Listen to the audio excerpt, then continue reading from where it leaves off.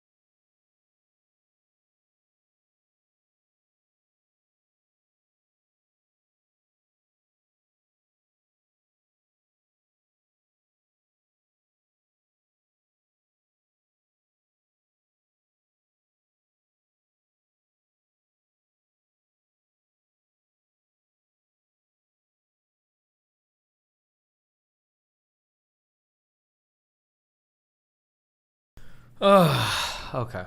Where the fuck is Counterpoints?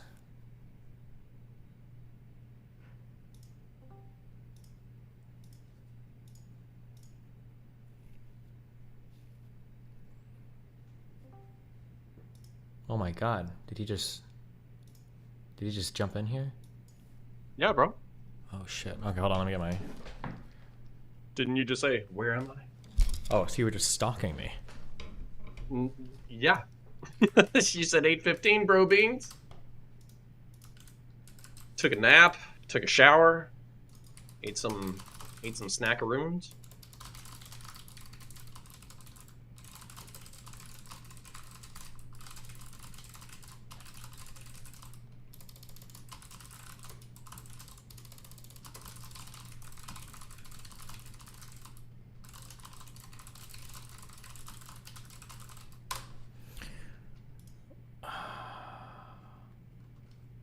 Jesus. Okay. Boom, boom. Boom, boom. All right. Okay.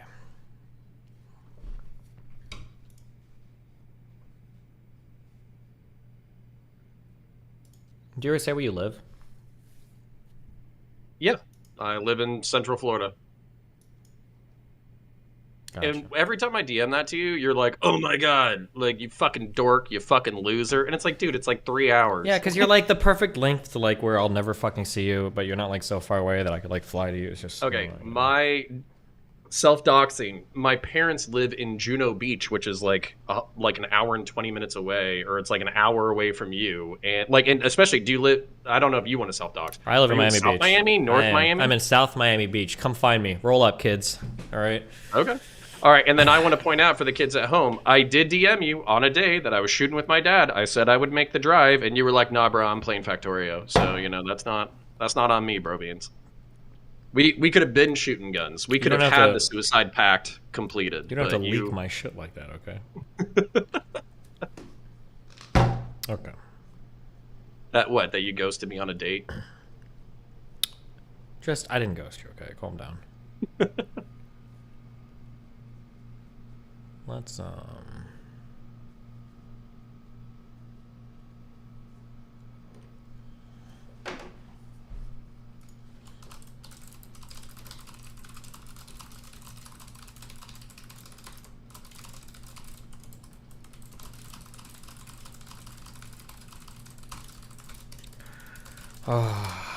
fuck me. Okay. Okay. How was the gym? The gym is fine. I'm in the process of losing all my female friends. All right. Hold on one sec. I gotta watch a force and throw. Very important. Ruminate, if you're out there, now's your time to shine. Otherwise, oh, I gotta turn this shit on. Why do you pronounce the L in calm? Wait, how do you say it? Calm. Calm?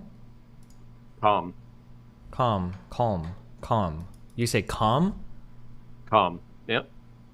You don't say calm? Nope.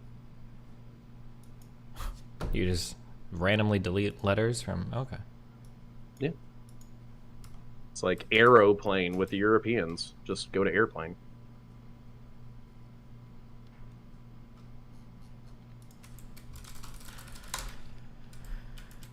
Okay. Lex Friedman Dono. Wait, really? Uh-oh. Did I do something bad? Wait, did that guy just make that up? No, he made that up. Okay. Alright. We're here because you want to talk about XT Twitter files, yeah? Rapping.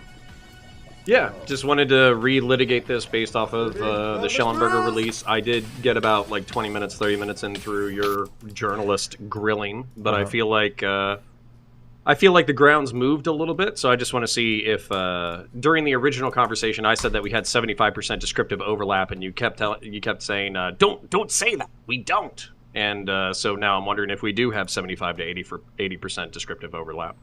I don't know. What is your what do you think we're at? Well, I actually I wrote down all of the points that I originally summarized from my tweets. So I figured I actually kind of wrote them in a chronological order. So I figured we could start on like the furthest out and move it in, and then basically if we agree, we move on, and that if we don't agree, then we can fight it out and we can take it from there. Okay. All right. Well, yeah, go for it. Give me. Okay. So first one, I would say, I think this is a gimme, but I want to build our way in. Is who controls Twitter and large social media companies / what they choose to show and how they work with government important to the public? Yeah, of course. Okay. And then, just in case anybody in chat was fucking pissing their pants already, the example I wanted to use was Elon Musk has already been accused of using visible filtering to go after Ukrainian war accounts. And some of those Ukrainian war accounts that were like pro-propaganda and filtering donations to the Ukrainian war effort, they've some of them have reported like a 30-40% drop in traffic that is not explainable through their behavior. Their behavior set is the same. Elon Musk takes over, and then basically they think that they're getting visibly filtered. Who fucking knows? I'm just saying, obviously, that backs up the point that who controls Twitter is important. So I'll delete that one. So, does Twitter and social media in general have a progressive slant?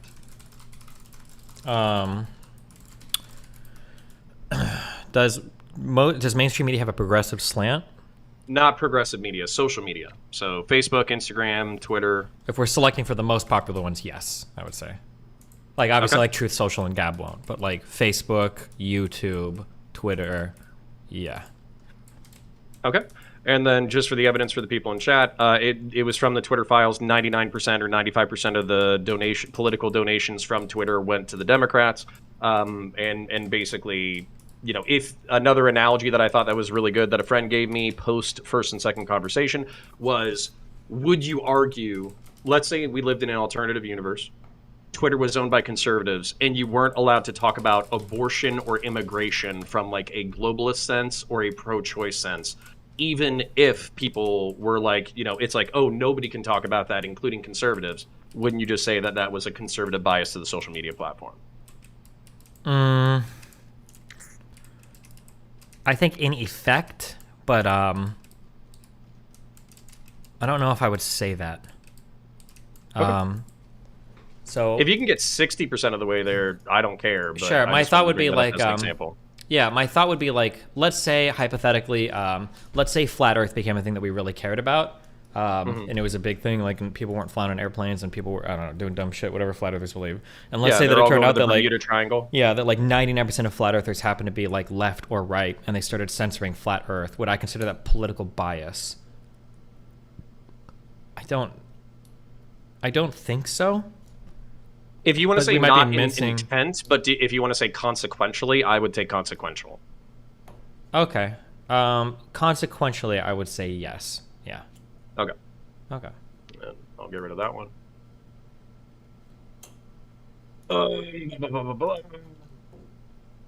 So at this point, are the Twitter files a nothing burger, or are they like a veggie burger, where it's not like the 100% beef that you were promised mixed with all the best condiments in a brioche bun, but it's at least there's something there?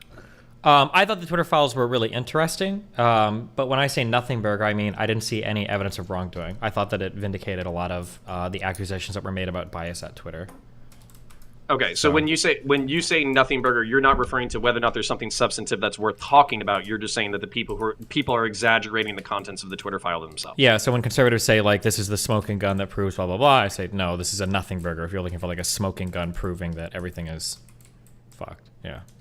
Okay, so would you say that the like the Snowden NSA leaks or whatever? So for instance, I knew that the NSA was fucking spying on people for the entire thousands and tens because they already fucking told us. We had the Patriot Act. We had the NSA basically saying, oh yeah, we're standing up all these programs. You had the liaisons between all the the DOD and the DHS and all that kind of stuff. All of that stuff gets stood up. For me, it was reasonable to assume at that point that the NSA had like a complex signals intelligence thing that may or may not be violating the due process regulations of American citizens, but at the same time, they were using the justification of terrorism in order to get that far. So a lot of people treated the NSA Snowden leaks like they were the big fucking deal, and to me, I was like, yeah, it's important, but we already knew this shit. So is that how you feel about this? What do you mean? Is that how I feel about this? What are you asking? Where it's like it's an important thing whether or not the FBI and social media have a relationship and what they determine is palatable for general consumption. But we already knew that they were doing this because they told us they were doing this since 2016. When you say doing this, doing what? Doing social media liaisons in reference to disinformation and propaganda. We knew that, yes. Okay. So that why like this is not shocking to you because they literally told us that we were doing it. And it's to be expected, I think. Yeah. Okay. Post 2016 at least, but yeah. Okay. Is visible filtering what most conservatives were complaining about, and did some progressives play semantic games about shadow banning versus visible filtering? What does visible filtering mean? So visible filtering was the things that like Twitter was doing through mod actions, where it was like do not amplify or search blacklist or all that kind of shit. These were all like modifications to profiles behind the scenes that basically affected how people were perceived on Twitter, whether or not they were allowed to trend, whether or not they could be monetized, et cetera, et cetera. So when conservatives were complaining, do you think they were complaining like, oh, you know, I tweeted this other thing the other day, I got 80,000 views. I tweeted this shit today, it's the same thing, I got 20,000 views. I think I'm being shadow banned. Yeah, I'm sure there were some conservatives complaining about that. Yeah. Okay.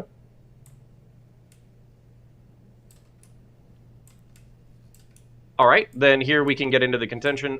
Should the former general counsel of the FBI be directing how Twitter breaks news stories?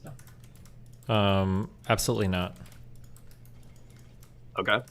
Then, so for people who are wondering what I'm poking at or whatever, Jim Baker is a Twitter executive who was the former general counsel of the FBI, who helped formulate how the Hunter Biden story was released. And when other civilian employees were objecting to how the Hunter Biden story was released, he basically kept pushing for it to be classified as hacked materials and therefore to be labeled with a warning or suppressed or banned or whatever. So that's that question. Can you link me those particular emails and we can read them and go over them and see if we feel like there's an unreasonable thing being said here? Sure. It's all going to be Schellenberger. That's fine. And then I have a dickload of bookmarks since then, but I'll go back.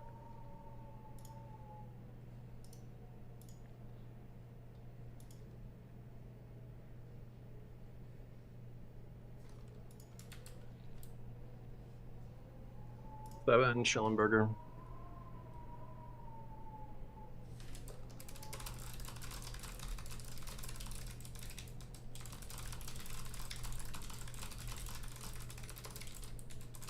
If you want the entire, I'm gonna send you the entire thread.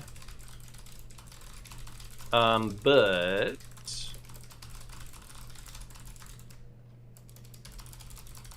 here's the entire thread, and then I'm looking for the specific tweet. Okay.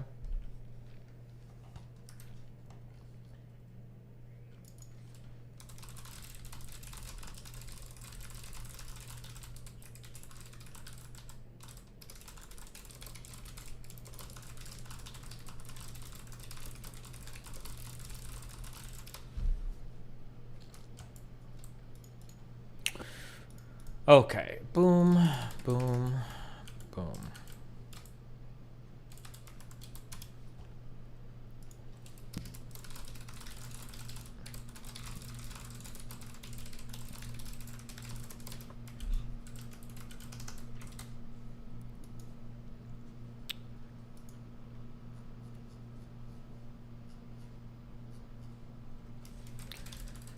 Baker.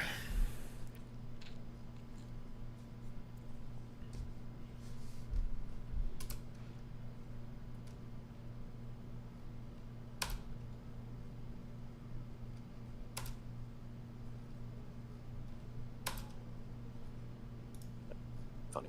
All right, so it might not be in Schellenberger. It should be whatever one was about the Hunter Biden story release, which I thought was part 7.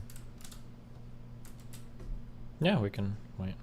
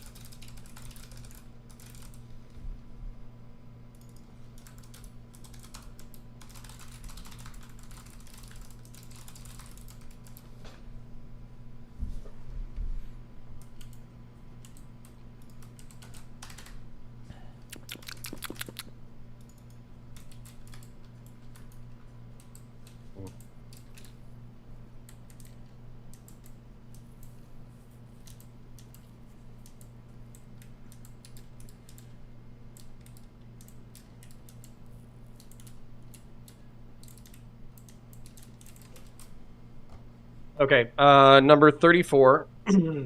On October 14th, shortly after New York Post publishes, blah, blah, blah, this feels a lot like a subtle leak operation. This is from Jim Baker to Yoel Roth. Yeah, give me the link. I mean, you should have the thread, and it should be number 34. Let me click on it and then make sure I can go back to... Because I think it's 34 and 35. Okay. 34. Okay, I can look at it, right? 35.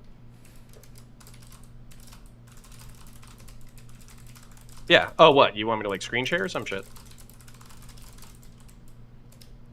Or, no, I'm looking at it now. Okay. All right. Do you want to start at 34? Sure. Let me scroll down.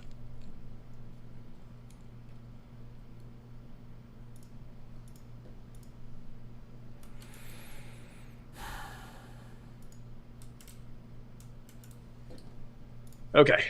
You want to read it, or do you want me to read it? On October 14th, shortly after the New York Post publishes its Hunter Biden laptop story, Roth says, "It isn't clearly violative of our hacked materials policy, nor is it clearly in violation of anything else," but adds, "This feels a lot like a somewhat subtle leak operation." Reading the email, Yoel Roth says, "Hey, blank, thanks, we're aware of this and are tracking closely. At this time, given the alleged provenance of the materials, a laptop mysteriously dropped off at a repair shop in Delaware, it isn't clearly violative of our hacked materials policy, nor is it clearly in violation of anything else. That said, the questionable origins here are obviously causing a lot of people to make references to 2016, and my personal view on this, unsubstantiated by hard evidence of yet, is that it feels a lot like a somewhat subtle leak operation. We'll be developing a recommendation for what, if anything, we want to do over the course of the day today. Yoel." Is there anything here that feels unreasonable? Nope. I think Roth was acting in good faith.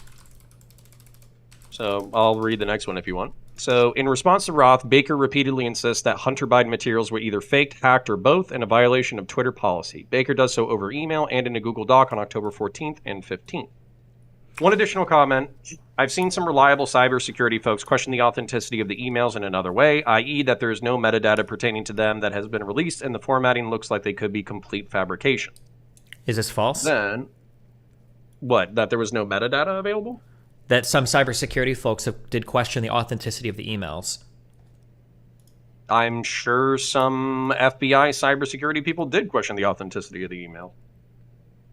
Was it just FBI cybersecurity? I feel like he would have specified if that was the case.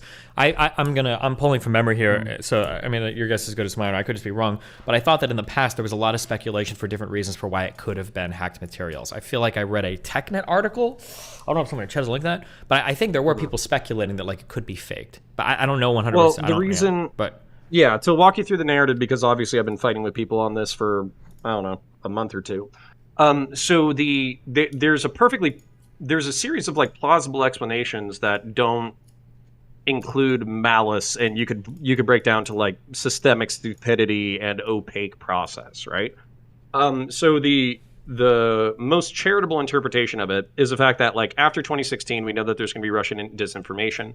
In January of whatever that year was, maybe 2019, whatever the laptop before the laptop occurred, right? Mm-hmm. In January, Burisma got hacked. And it was allegedly like a Russian site, like you can find the articles about Burisma getting hacked. And then the belief at the time was that it was in an attempt to obtain Hunter Biden's personal information, because that was the most recent scandal with Trump talking shit about Ukraine and the gas company, and Hunter Biden and Joe Biden are corrupt and blah, blah, blah, blah, blah. So from there, even if you weren't a part of the FBI, even if you had no idea about the laptop existing, it's not that huge of an inference to assume that it's going to be like a cyber operation about Hunter Biden. Wait, say that last part again?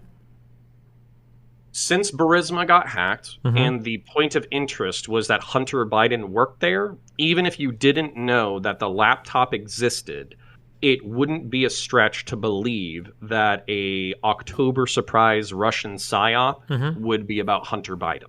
Sure. Okay. So then his comment here is fair, right? Yeah, you could make the there's some stuff about Jim Baker in particular that I think is more nefarious. Sure, we can get into that, but I'm trying to go piece by piece with this email right here seems like a fair email to me, right? Yeah, sure. Okay. And the next one, Jane Baker. It's the blue at the bottom. Well, here, we can just read the whole thing. We're here. We have nothing else to do right now. We're free men.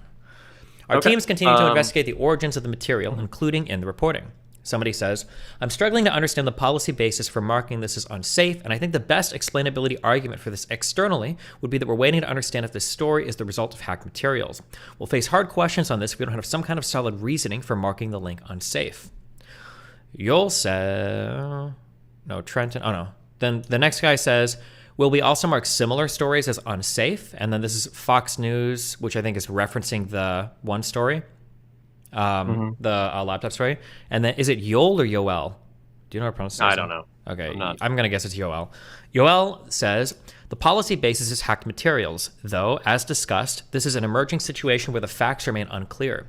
Given the severe risks here and lessons of 2016, we're erring on the side of including a warning and preventing this content from being amplified. Vijaya. What is the warning that will come up? Yoel says, when you click the link, you'll see the generic unsafe URL message, references spam, malware, and violation of the Twitter rules. Not ideal, but it's the only thing we have. Someone says, whatever we do in the comms, this will become a bias claim for Jack pre-hearing immediately. Let's make it clear that we're proactively but cautiously interpreting this through the lens of our hacked materials policy and allowing the link with a warning and significant reduction of spread. Someone else says, to Ian's point, can we truthfully claim that this is a part of the policy, i.e., as part of our approach to addressing potentially hacked materials, we are limiting visibility for related stories on Twitter while our investigation is ongoing? Baker says, I support the conclusion that we need more facts to assess whether the materials were hacked. At this stage, however, it is reasonable for us to assume that they may have been, and that caution is warranted. There are some facts that indicate the materials may have been hacked, while there are others indicating that the computer was either abandoned and or the owner consented to allow the repair shop to access it for at least some purposes. We simply need more information. Everything here seems very fair so far as well, unless... Do you agree or disagree? Okay, so I'm reading more bullshit into this. So it seems like the civilians, it seems like Yoel Roth, and it seems like the blanked out person at the top who does have the last two responses is basically saying we're erring on the side of caution of letting it fly, and Jim Baker is pushing we're erring hold on the side of caution. No. They want to err on the side of caution of limiting it. I'm struggling to understand the policy basis for marking this as unsafe. That's him wanting to limit it? I'm sorry. Wait. Where are you seeing this exactly? That's at the very top of the page. Okay, so when they say, I'm struggling to understand the policy basis for marking this as unsafe, and I think the best explainability argument for this externally would be that we're waiting to understand if this story is the result of hacked materials. We'll face hard questions on this if we don't have some kind of solid reasoning for marking the link unsafe. What they're talking about right now is it sounds like Twitter has some tools that they can use to limit the spread of a link, but one of those tools when they mark a link is saying the link is unsafe. It sounds like they've kind of decided they want to stop the spread or at least slow the spread of it, but marking it unsafe is unsatisfying because it doesn't look unsafe, and they're saying we're going to have a hard time explaining that it's unsafe. We'll face hard questions on this if we don't have some kind of solid reasoning for marking the link unsafe. I think that was the issue. Sure. And then you can see this repeated because Yoel later on says it like the policy basis is hacked materials, and then it's repeated again. What is the warning that will come up? That's the problem. The problem is the generic warning message they have makes the link sound unsafe, which doesn't seem to fit. It's not a good thing externally facing for hacked materials policy. That kind of warning label doesn't seem to fit the story. Mm-hmm. If you want to land on this, so we don't have to autistically focus on language or whatever. If you want to land on if you'll accept that the civilians are more hesitant about labeling this as like unsafe or labeling this as hacked materials or whatever, then I don't care. I think it's pretty important here because it doesn't sound like what they're arguing about here. They're not arguing whether or not it's hacked materials. It sounds like they're arguing about the actual tool that they have to use that marks it as unsafe. Like, for instance, let's say that there is let's say that I've got a picture of a guy's head getting blown off. And it's on, and it's like in a box of stuff in the house, and Nathan is coming over. Let's say that I want to mark this box as unsafe, but the only stickers I have to mark things as unsafe are pornographic. Now, let's say everybody agrees in the house, okay, this box is unsafe. We're going to put the pornography mark on it. And then people are like, is it really pornographic though? Like, that's going to be weird if somebody opens the box and it's not pornography. It's a guy getting his head blown off. Like, externally, how are we going to explain this, marking it pornographic when it's not? That's the conversation that we're having. Then, like, what's his alternative? So in your metaphor, you're saying that they could alternatively label it something else and still suppress it. So what's the alternative labeling? It sounds like they're arguing that they don't have the tool to label it. That's what it sounds like in here to me. Yeah, it sounds like they shouldn't be labeling it. No. I'm saying it sounds like right now they don't, like, if they ban a link or stop the spread of it, it sounds like they don't have a tool where when they mark it, it says this is under investigation of hacked materials or whatever. That's what it sounds like. All they have is the marker to mark the link as unsafe. Because later on when they go to clarify, they say, because the Viaha person asks, what's the warning that'll come up? And then Yoel says, well, when you click the link, you'll see the generic unsafe message saying spam, malware, or violations of the Twitter rules. And then he says, it's not ideal, but it's the only thing we have, referring to the fact that they don't have the proper tool to mark this particular violation. It sounds like that's what they're arguing about in here. That is what they're arguing about in here, for sure. Okay, so I'm unfamiliar at this point. Do they have a hacked materials label? No. That's why they're saying that it's going to... That's what Yoel is arguing for. He's saying when you click the link, you'll see the generic unsafe URL message, which references spam, malware, and violation of the Twitter rules. And then earlier he says the policy basis is hacked materials. But yeah, it's a shitty link. And then that's why they're saying they're going to be facing like external pressure to like say like, well, you need to explain this because it's clearly not an unsafe link. Earlier they say we'll face hard questions on this if we don't have some kind of solid reasoning for marking the link unsafe, because it's not really an unsafe link. It's just violating. So if you're charitably summarizing the other gentleman besides Jim Baker and besides Yoel Roth, you're not saying that he's saying that this shouldn't be banned at all. You're saying that he's saying the link, our warning signal sucks.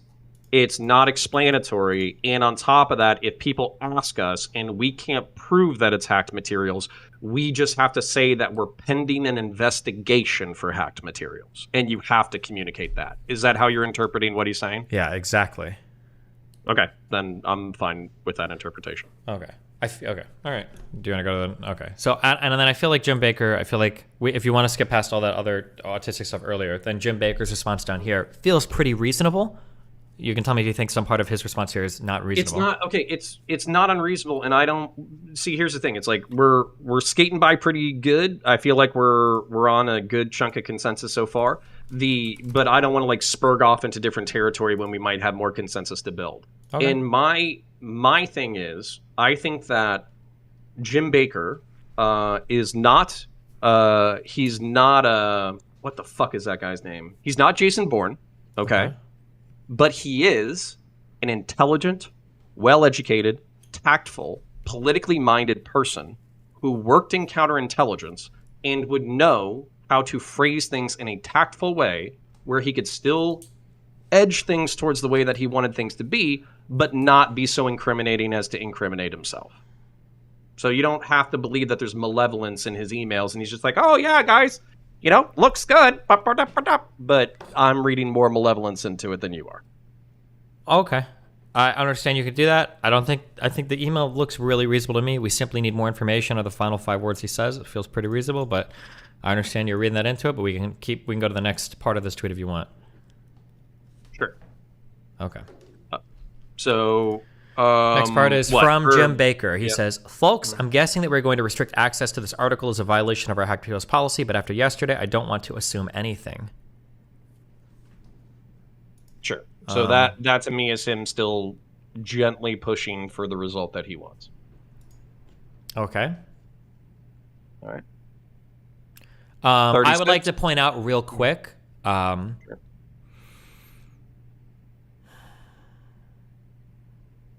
Hold on. Okay. Am I sharing a stage with this guy in Austin? I'm just trying to figure out how mean I can be. I'll just be blunt and I won't dress it up. Michael Schellenberger's text here, following the number 35, is complete and utterly false.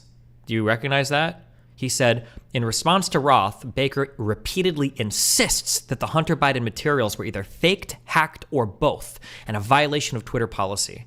That's not what he said. He said on the bottom when we read it that At this stage, it's reasonable for us to assume that they may have been and that caution is warranted. There are some facts that indicate the materials may have been hacked, while there are others indicating that the computer was either abandoned and or the owner consented to allow the repair shop to access it for at least some purposes. We simply need more information. That's quite a bit different than Schellenberger's summary of what he said. Sure. And actually, there's an inferential leap here that he would have to substantiate that maybe in Austin you should nail him down on. Okay. So 36, and yet it's inconceivable. Baker believed the Hunter Biden's emails were either faked or hacked. The New York Post had included a picture of the receipt signed by Hunter Biden and an FBI subpoena showing that the agency had taken possession of the laptop in December of 2019.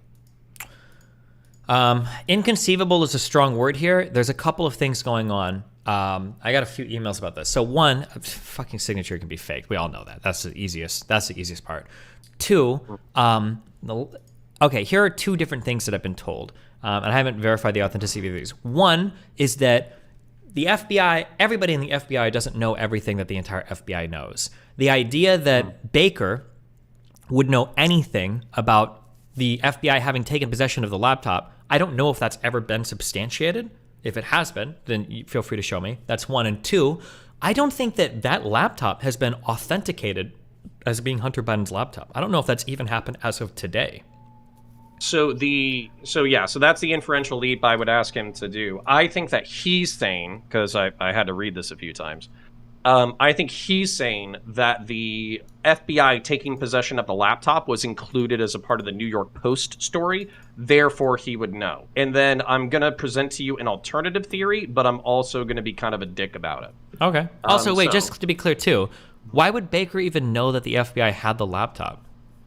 Just from the New York Post story. I don't think he's saying that the FBI would have sent him an email and say, hey, bro, you know, we know for a fact that we got the laptop and everything coming out in this story is legit. You need to get these Twitter folks to shut the fuck up. I don't think that's what they're saying. He's literally just saying that referencing the New York Post story, they should know. So he's just saying that, like, it's so crazy that he wouldn't believe this is hacked because the stuff he's claiming that is hacked, they say that it's not hacked. So that's like his argument here. Okay, gotcha. All right. Yeah. Not just that, but let me give you something that cuts against Jim Baker, but is still pertinent to the conversation of why everybody's treating him like a fucking villain, okay? Okay. So the week before the drop, and I don't think there's substantive, I don't think there's like a screenshot of documentation, but Schellenberger says that, maybe there is a screenshot, I'd have to find it. But basically, he says that Jim Baker did a one-on-one meeting with the FBI before the Hunter Biden story drop, and there were no other Twitter representatives in the room. So wait, the only people that were in the room... That? Sure.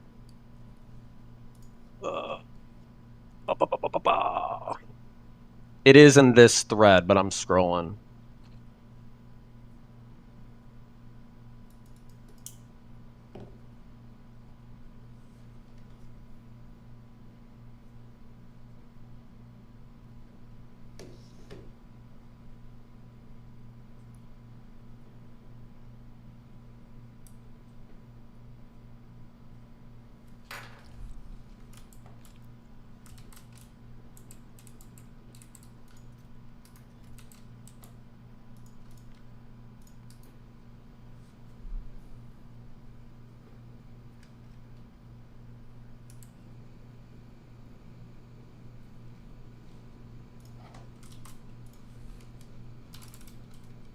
Uh, 33. Then on September 15th, 2020, the FBI's Laura Demlow, who heads up the Foreign Influence Task Force, and Elvis Chan request to give a classified briefing for Jim Baker without any other Twitter staff, such as Joel Roth present. Wait. Can you just link me this? Sure.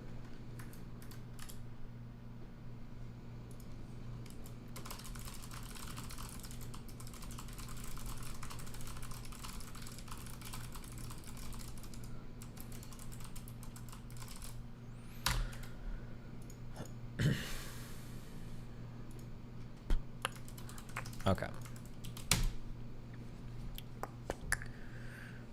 33. Is this part of the same tweet chain that we're on? Yes. Oh, okay. So this is just about 33. On September 15th, 2020, the FBI's Laura Demlow, who heads up the Foreign Influence Task Force, and Elvis Chan request to give a classified briefing for Jim Baker without any other Twitter staff, such as Joel Roth, President. Hi, Jim and Blank. I hope all is well. Can you help Laura? No. If I schedule a classified briefing for Jim, they'd like to meet early next week if possible. Let's go create a virtual room. Well, can I ask a dickish question there? Go for it. So you already said that it would not be appropriate for the former general counsel of the FBI to be making decisions on how news stories are broken on social media companies. Correct. Is it appropriate for the former general counsel of the FBI to be doing one-on-one meetings with his former place of employment a week before a major story breaks and then influencing how that story is broken? It could be. That depends. Could be. Should, ideally, I'll be charitable, ideally, should other employees be present that would be able to, like, verify the information and make sure that there wasn't any fucking monkey business going on? I don't know if that's possible. If it's a classified briefing, if this is like a TSSCI levels of clearance to this briefing, I don't know how many people at Twitter have like those types of clearances. I have no idea. Maybe more people could go after them. One thing that I've gotten emailed this a bunch from old military guys. One thing that they stress over and over again is the reason why there's kind of this revolving door between a lot of people that work in government military that go into like these private security things is because they already have the security clearances. If you've already gone through your SF-86 shit and you're already cleared or whatever, people will hire you just sometimes on that alone because it's so easy to have. So I wish I had a better answer for your question. The thing is, I don't know the answer. Like, so you could give me two pieces of information. You probably don't have it. I don't know. But like, you could say, well, actually, in a standard social media company, there's like 30 or 40 people with TSSCI clearance. So they could have been there. Like, oh, okay. Or the answer could be they only, in this own thread, they only had two. Okay. Oh, wow. Okay, yeah. So like, or it could be the case that like one or two people at these companies might have that level of clearance. I don't know the answer to that. Here's something. Here's something that I could do. Okay. Can I ask you this question? Okay. If I'm imagining of what's going on here, okay? Because right now I'm thinking everything is on the up and up. If I change my mind and say, okay, something shady is probably going on here, okay? If that was the case, that something shady is going on, let's say I'm the FBI, I want to shut this story down, okay? Because I don't want this ruining my God Emperor Biden from becoming president. Why wouldn't they just tell Baker, hey, the FBI has it on really good authority that this laptop story is probably hacked. And you guys need to be aware of that. That if you publish this story, you're publishing Russian disinformation, just like you guys did in 2016. Why wouldn't he just say that? Yeah, go ahead. Yeah, because there's actually a specific answer to that. A Republican lawmaker, it's a part of my manifesto on my channel, the Counterpoints Coliseum, that basically there was a Republican Republican representative who said that they had an FBI whistleblower, where the intent of the FBI wasn't to charitably, like, get God Emperor Biden elected. It was to have the appearance of non-bias. As a matter of fact, basically in that news story, the reason why they said the Hunter Biden story was shelved was because they received it 10 months before the election. And like the quotes in the article, if I remember correctly, was the fact that they didn't want to repeat 2016 where they were responsible for fucking up the election. So it could be entirely not like, I love Joe Biden, I want to slob on his knob. It could be, we don't want to have the appearance of bias, but by trying to not have the appearance of bias, we appear biased. Why would they? So but this isn't about the FBI, though. This is about Twitter. The FBI is trying so hard to not have the appearance of bias that they're going to enforce their neutrality on every single social media company. Like, that seems like a pretty big stretch to me. Like, if this was about like, again. Yeah, well, you're trying to say the FBI is trying so hard to appear non-biased that they're going to run to every single social media company and try to shut down a story so that they appear unbiased.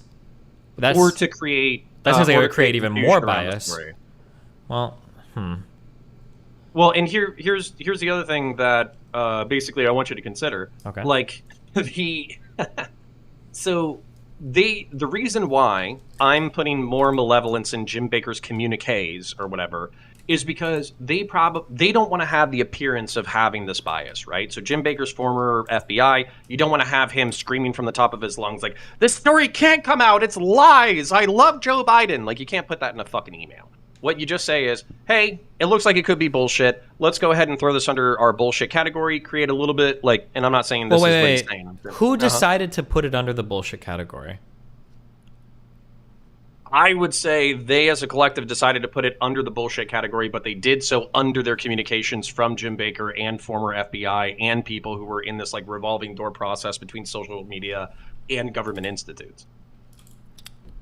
And by the way, like, so here's the thing. So I could grant you it's justified. I could grant you it's justified, but can you grant me that it's a bad system? I don't think so. I don't feel like it's a bad... I don't know if he was the one who was the reason why this was classified as hack materials, right? Like, Baker could have been a guy that wasn't ex-FBI. It could have just been another person. Would that change your feelings on this story at all? If Baker was a civilian, would you feel... You'd feel differently? Oh, fuck yeah. Absolutely. So what if... But when you add... What if Baker was a liaison between the FBI and Twitter and they had a private meeting and chatted? Would you still feel the same, or would you feel differently still? Sorry. If who did? Let's say that there was a guy named Jim Johnson, and he was a civilian, and then he had a private meeting with the FBI, and then he came back and was like, and he's like back. He's saying the same shit Jim Baker said. As long as he's a civilian, would you feel differently about it? No, I descriptively, this is where I would say it's a bad system. So you just don't like that Baker is ex-FBI. Well, I don't like that Baker is ex-FBI, and he's the one that's like pushing for the hacked materials more than everybody else.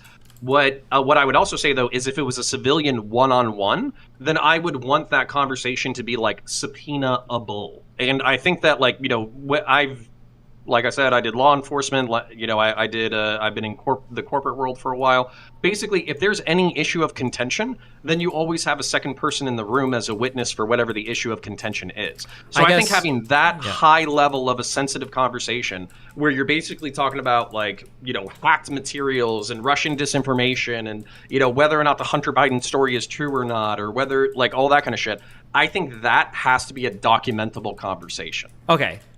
So I would agree with you here if we were talking about a different reality. So if it was the case that everybody on Twitter is kind of like, and then all of a sudden, fucking ex-FBI Baker comes waltzing and he's like, listen up, guys. We need to reconsider, okay? I think this story stinks. This is some fuck shit, guys. I just got back from a one-on-one meeting in the FBI. We're going to shut this shit down. Something like that, I would look at that and be like, I don't know about this. I would start to see your point of view pretty hardcore. But right now, I don't even know if there's any evidence that Baker is the person that's pushing for this to fall under the hack materials policy. I don't know if that's even been demonstrated. It seems like he's talking about it in that one email chain, but like, is there any evidence that he's the one that's even pushing for this? Yeah, so this is the like where they, you know, I got called a flat earther over this conversation. The Jim Baker, of course this isn't direct evidence, this is all circumstantial. Jim Baker, after fucking Elon Musk takes over, appoints himself without direction to be in charge of the information that's going out to the reporters, and then sanitizes the emails that he fucking sends out. And then Musk finds out about it and cans his ass. So, like, wait a second. Can you link me that story? I want to see all of this, just so, because there's like so much like connotation to all of this. I want to see all of this. Sure. I don't know how you appoint yourself in a company. I don't know what that means. So basically, he said, "Oh, all the stuff that's going out to reporters for the Twitter files, I need to see what's going out." Jim Baker fired over Twitter files intervention.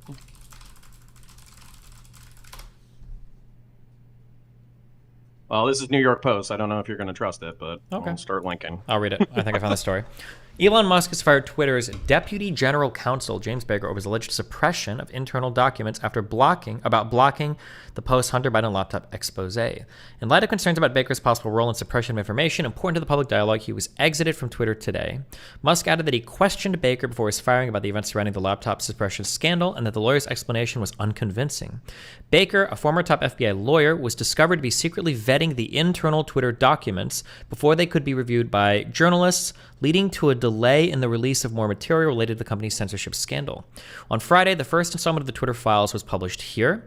We expected to publish more over the weekend. Many wondered why there was a delay. Independent journalist Matt Taibbi tweeted on Tuesday. We can now tell you part of the reason why. On Tuesday, Twitter Deputy General Counsel and former FBI General Counsel Jim Baker was fired. Among the reasons, vetting the first batch of Twitter files without knowledge of new management, Taibbi added. Taibbi further revealed that former Wall Street Journal and New York Times writer Barry Weiss, I think, right? Sorry. Weiss. Sorry. Oh, this shit-ass fucking page just threw an ad in it. Fuck my shit up. Okay. Also involved in reviewing the social media giant's internal documents related to the post-Hunter Biden story, and that it was she who discovered Baker's involvement, which Musk was unaware of, according to Taibbi. The process for conducting the Twitter files involved delivery to two journalists, Barry Weiss and me, via a lawyer close to new management. However, after the initial batch, things became complicated. He added that Weiss discovered that the person in charge of releasing the files was someone named Jim. When she called to ask Jim's last name, the answer came back Jim Baker. Taibbi added in a tweet, "My jaw hit the floor." He said the first batch of files both reporters received were marked Spectra Baker emails. Baker is a controversial figure. He's been something of a zealot of FBI controversies dating back to 2016, from the Steele dossier to Alpha. That's not relevant. The news that Baker was reviewing the Twitter files surprised everyone involved, to say the least. Twitter chief Elon Musk acted quickly to exit Baker Tuesday. Baker was previously general counsel for the FBI under former director James Comey and a key figure. FBI Baker worked with fiercely anti-China. After leaving the bureau in 2018, Baker put some criminals allegedly. It's kind of the FBI in regard to the Russia probe. What was his job before he got fired? I thought he was like deputy general counsel for Twitter. Is it? Would it be that out of pocket? He was their lawyer. Yeah. Would it be that out of pocket that he was reviewing these emails that were being sent out? Also, it sounds like he didn't actually stop anything from going out. It sounds like he was reviewing them. If he's like general legal counsel, wouldn't it make sense that he's looking to make sure that like nothing that's going to get the company in legal trouble is being like shipped out to an employee? Or I'm sorry, shipped out to a journalist? But he's the person who's like, he's the person implicated in the entire fucking story. So you're like, should the person who's implicated in the story be the person to vet the story to make sure that it doesn't fuck his company over / him over? And the question is whether or not there's malfeasance. If you believe there's malfeasance, then yeah. But at the same time, he's vetting the thing that people are talking about that is of public interest. I understand that. That could definitely be iffy, especially if there's something like highly incriminating of him in there. But I will say it doesn't sound like anything was censored. It doesn't sound like he vetted anything and like hid anything. Sure. I think you're being very charitable to these people, and I'm not being as charitable. Wait, hold on. Well, to be clear, I'm just stating facts, right? It sounds like they're upset that he was vetting the files because there could be the perception there of unfairness, which is fair. That's actually totally fair. I give you that. But it doesn't sound like anything was like hidden. Well, we both know that because if he did vet something, if he like cut something out, that would be like the headline story, right? Right. Mm-hmm. But then, you know, I'm not going to speculate about evidence that doesn't exist. So. Well. Okay. Well, then technically nothing. If it comes then out technically that there's a bunch of like hashed and deleted files, and they're like, we don't even know what Jim Baker had because there's all these, you know, we did a bunch of digital forensics, and we see that a bunch of files were deleted. I can't. You know, sure. I'm not. Okay, but so then, just to be clear, then through all of this, Baker's done nothing wrong. It doesn't seem like it. You know, I'm not like a super big fan of one-on-one meetings between the general counsel of the FBI and the FBI before a major story breaks, and on top of that, the former deputy general counsel of the FBI being the one who's kind of pushing people in order to suppress the story. I'm not a big fan of that dynamic. Sure, maybe the dynamic might be questionable. Yeah, the dynamic might be questionable, which I can kind of agree with. But so far, we don't have any evidence of any wrongdoing whatsoever, right? If you want to talk about legal, no, just anything at all. If you want to talk about like a spiritual violative process of the First Amendment, I think you have like a spiritual violation of the First Amendment if you don't have an actual violation of the First Amendment. Well, so for things I'd be looking at then, like, is Baker the one pushing for the New York Post story to be censored. I don't see that anywhere. And then on the second thing, when he was vetting those files that were being sent to journalists, did he censor or delete anything going to the journalists? I don't see that either. So it doesn't seems like there are concerns that either those two things might have happened, but it doesn't seem like they did, or I don't see any evidence of those things happening. This is kind of one of the things that I took issue with in the first 20 minutes of that conversation. So I'm not trying to change the subject. I'm trying to use this as a demonstrable thing for the same purposes. So we were talking about like extra legal requisitions from the FBI in reference to suppressing profiles and them creating like an entire application in order to do that and blah, blah, blah, blah, blah, blah. And then we're talking about the FBI violating basically requesting that all these profiles get taken down, and then also them trying to requesting access to Twitter files without having to go through the warrants process, and Twitter declines them. So wait, Twitter declines which thing? Twitter declines to take down a good chunk of the profiles that the FBI reported on, and then the FBI declined the extra warrant process in order to obtain information. They basically say, no, we're not giving you access to all our files without warrants. You got to go get warrants, right? Okay. So FBI did the right thing, but do you think that through the volume of requests and the integrated relationship and the incestuous nature, it would not be at all surprising if in the next half decade to decade, through sheer exhaustion, social media companies capitulate to fucking like the IC over this? Nope. So wouldn't that be a conflict of interest and pretty fucking bad? I don't see where the conflict of interest is. With the intelligence community specifically asking for the speech of Americans that is legal to be suppressed by social media companies. And there to be an incestuous relationship between the two institutions. If they were to ask that, then sure. But the goal was supposed to be to identify foreign accounts, right? That was their goal, their stated goal. Okay. I mean, if we could see evidence of them not doing that, then that'd be fine. But I haven't seen any evidence of that. Do you think it would be bad if the intelligence community has special tools and information that they can access to identify foreign bot accounts? Do you think that's information they ought to share with social media or no? Sure.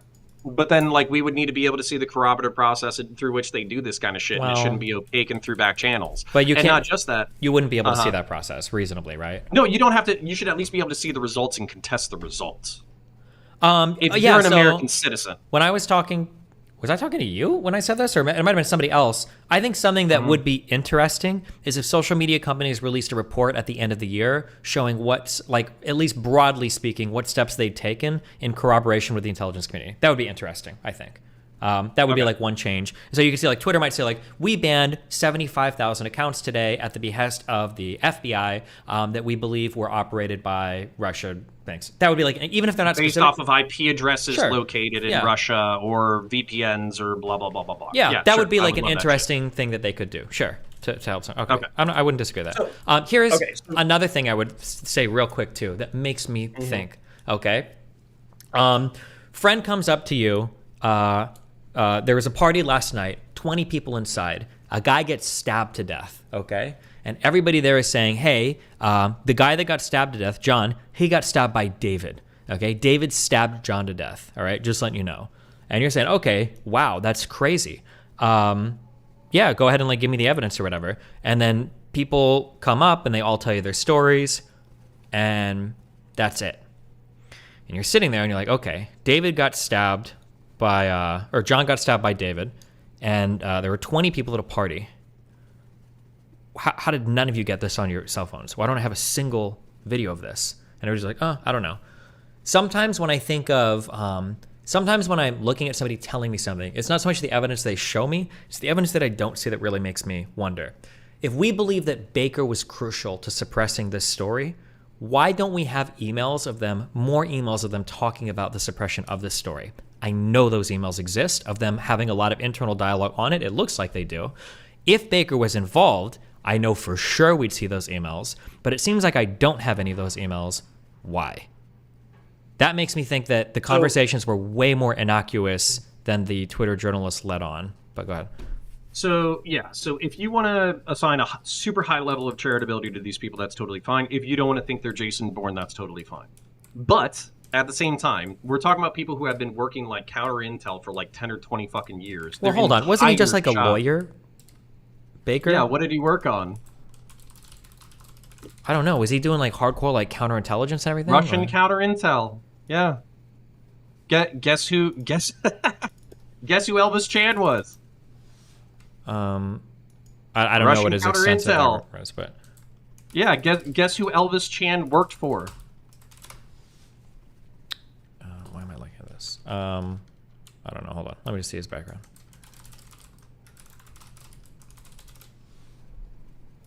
I kind of want you to find it, but let me know if you get bored, and I'll tell you.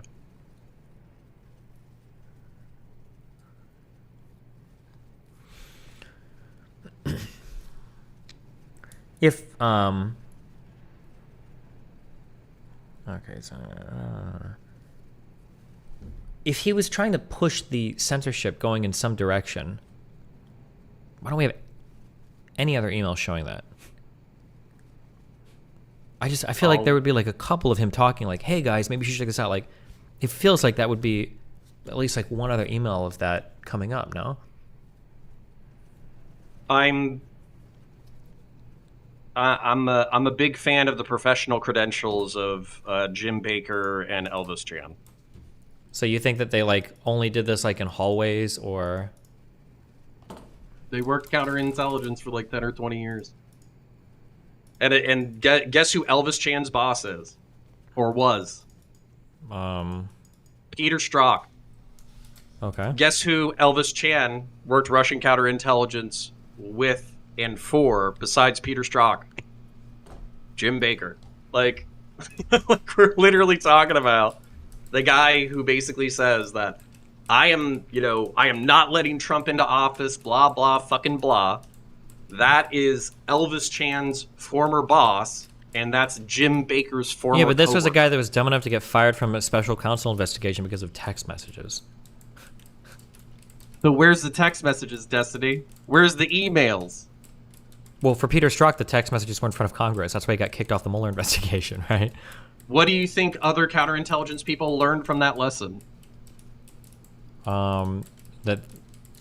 Don't leave a digital footprint? Like, what you're telling me is like a very cool story, but like we have no evidence, right? This is completely conjecture. So just to be clear, Sure. The story that you're going with is that Jim Baker is using his sophisticated counterintelligence tactics that he's picked up to subtly These aren't sophisticated. These are just don't write shit down if you don't want people to read it. It's not sophisticated.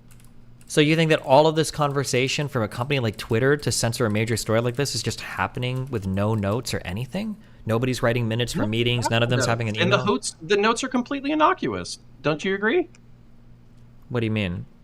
Well, when Jim Baker when Yoel Roth is being told like, hey, we had like a January hack of Burisma and we think it's going to be the Hunter Biden story, that's a relatively like logical thing that you could inference even if you didn't know about the Hunter Biden laptop. Hey, we're going to do a training thing at the Aspen Institute. They also think that it's going to be Hunter Biden because Burisma got hacked in January. That's a perfectly logical inference. Why not make it that? Why wouldn't Jim Baker then just? There's a story. Oh God, yeah. Mm-hmm. Why wouldn't Jim Baker just not send this saying. last email at all then? So then he's never implicated.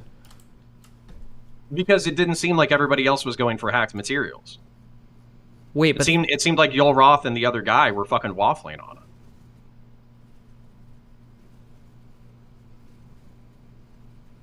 it. Really? Yeah. No, it seems like they had already made the decision before Baker came in. Do you have evidence of that? Yeah. Whatever we do in comms, meaning communications to the public, this will become a bias claim for Jack pre-hearing immediately. So it sounds like they've already made the decision. Let's make it clear that we're proactively but cautiously interpreting this through the lens of our hacked materials policy and allowing the link with a warning and significant reduction of spread. Okay, well, I'm going to be an autistic dick right here. Okay. Where in that email does it say that that guy was the guy who made the decision about them doing it? Oh, I don't know if he's the one that made the decision. I'm just saying it seems like the decision is made before Jim Baker's email comes in here. Do you know who the decision was likely made by? I don't know who. Yoel Roth? Yeah. Yeah. Who does he? Yoel Roth. The guy who did the Aspen Institute training, the guy who had been told all year about Apartment 28, the guy who had been told about disinformation, the guy who was told by Jim Baker, hey, it's probably going to be about Hunter Biden, the guy who had like weekly meetings with the FBI. Yeah. He made a good faith representation, a good faith attempt in order to interpret information that the FBI had given him. And you can say this is good faith from the FBI, but I don't read it as good faith from the FBI. particularly when they have the laptop in custody for the better part of a year, and particularly when there's a whistleblower saying that the reason why they're not touching it is because they don't want to have the perception of bias. So they sat on their dicks on something that was relevant to the political election, the general election of 2020, and they sat on their fucking hands about it because they didn't want to fuck up the election again. Okay, I understand what you're saying. We're all at conjecture at this point, right? Sure. If you want to say it's circumstantial evidence, I'm perfectly fine with that. Well, it's not. Circumstantial evidence is real evidence. This is just conjecture right now, right?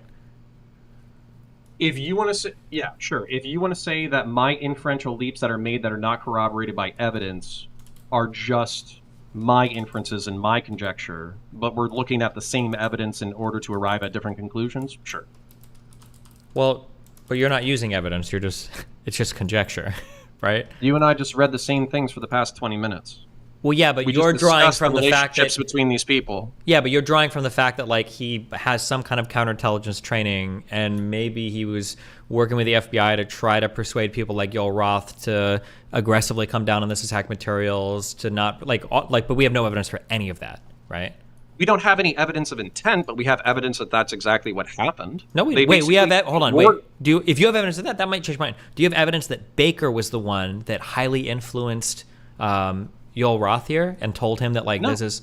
Oh, well then. No, what we have is them wargaming this with the Aspen Institute, and we have all the briefing shit. Like, we can go back to it.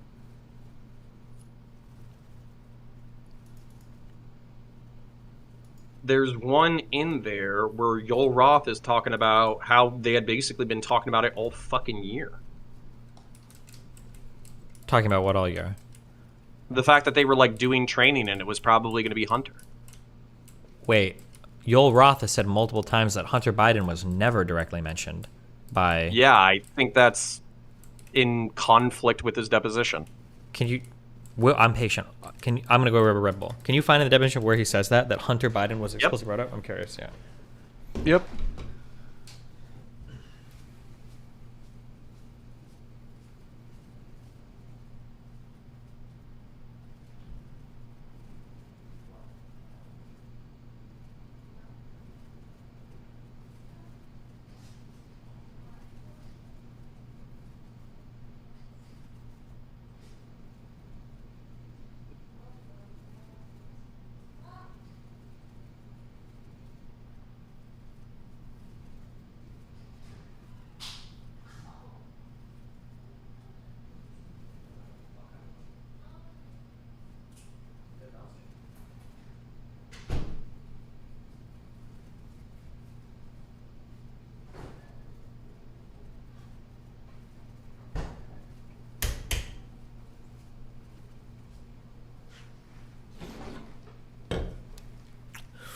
Ooh.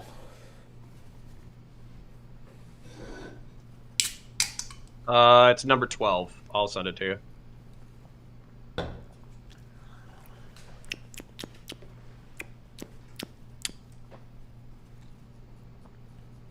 Scrolling up. If it's just 12, I can scroll to it. I'm really good at scrolling. I got a new mouse.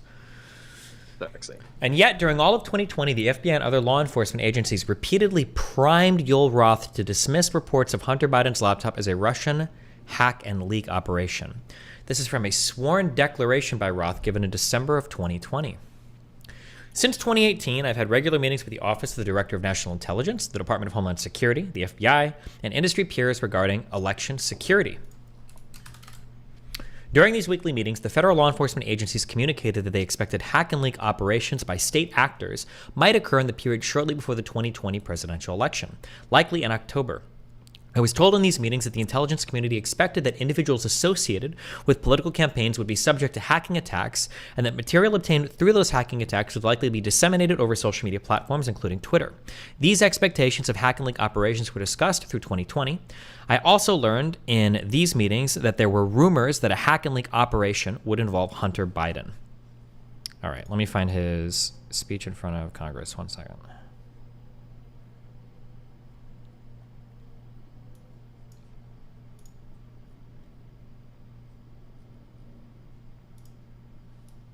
Also, real quick, when is this deposition? This was in December of 2020. All right, let me check. Yep.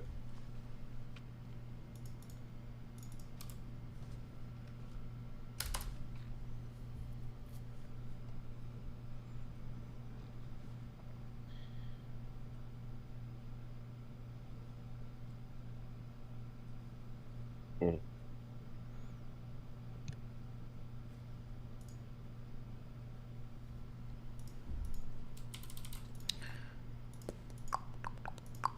Okay. 1 second. Rumors that a hack and leak operation would involve Hunter Biden, close quote. Is that your recollection today? It is, but I want to clarify that sentence slightly. I think it Sure. actually should have been two separate sentences. It is true that in meetings between industry and law enforcement discussed the possibility of a hack and leak campaign in the lead up to the election. And in one of those meetings, it was discussed, I believe by another company, that there was a possibility that that hack and leak could relate to Hunter Biden and Burisma. I don't believe that perspective was shared by law enforcement. They didn't endorse it. They didn't provide that information in that meeting. Okay. Just Okay. Here is one, I guess, but you're probably going to say I imagine you're going to say he's lying here, but so here's one statement on that. You can listen to that. I'm listening to two others. Hold on 1 second. to fast forward here, and in fact, in March 2021, 4 months after the election, the U.S. intelligence community assessed that Russian President Putin authorized a range of government organizations conducted influence operations aimed at denigrating President Biden's candidacy and the Democratic Party, supporting former President Trump, and undermining public confidence in the electoral process, and exacerbating socio-political divisions in the U.S. that obviously reared their head on January 6th. Mr. Chairman, my time has expired, and I yield back. Gentleman yields back. Chair recognizes Mr. Jordan for 5 minutes. Thank you, Mr. Chairman. Mr. Roth, did the government tell? Okay. Thank the gentleman. Mr. Roth, I want to go back to your statement in your declaration to the FEC. I learned that a hack and leak operation would involve Hunter Biden. Who did you learn that from? My recollection is it was mentioned by another technology company in one of our joint meetings, but I don't recall specifically whom. You don't know the person's name? I don't even recall what company they worked at. No, this was a long time ago. And you're confident that it was from a tech company, not from someone from the government? To the best of my recollection, yes. Did anyone from the government in these periodic meetings you have, did they ever tell you that a hack and leak operation involving Hunter Biden was coming? No, Did Hunter Biden's name come up at all in these meetings? yes, his name was raised in those meetings, but not by the government, to the best of my recollection. Okay. Mr. Baker, I'm going to go back to the question we had a few hours ago. I sent you a second thing, and then hold on. I'm watching it. Okay. Check out this third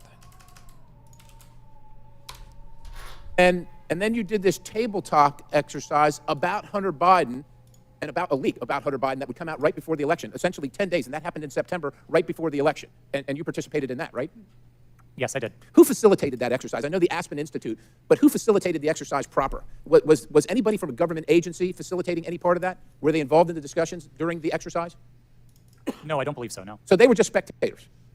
I wasn't aware that they were spectators either, but I don't recall exactly who was there. I know you don't recall who was there. Then who facilitated? Do you recall that? My recollection is that the event was facilitated by Garrett Graff, who was a member of the Aspen Institute and Aspen Digital. All right. Do you find it odd now, after the fact, and I know you've already testified here, that you don't see, to Mr. Sessions, that you didn't see that you were misled or potentially duped? It sure seems highly coincidental. Would you agree? It at least seems highly coincidental. Knowing that the FBI had the laptop, that the FBI set up the war room and the channel and told you, per your statement, that this was going to happen, do you find it highly coincidental that it actually happened and it was Hunter Biden at all? I want to be clear that my statement to the FEC does not suggest that the FBI told me it would involve Hunter Biden. That's a popular reading of that declaration, but it was not my intent. I think there is a coincidence there, and I really can't. I just watched Jim Baker a little bit extra after Yoel Roth. Sure. I linked you a third one, too. You can go for, I think, like half a minute, and then he clarifies again on that statement, but... Really coincidental. One last question. Did the CIA or the other governmental agency ever ask Twitter to look at something that violated Twitter's policy? I don't recall specific outreach by the CIA specifically. Other government agency is what it was called in the Twitter files. Yes, Twitter regularly received reports from government requesting review under our rules. So the other government agency, that one, did they ever request information regarding violations of Twitter's policies? The CIA. Gentleman, time's expired, but please answer the question. Thank you, Chairman. Again, I don't recall specific contact from the CIA, no. Chair recognizes Mr. Burke. Okay.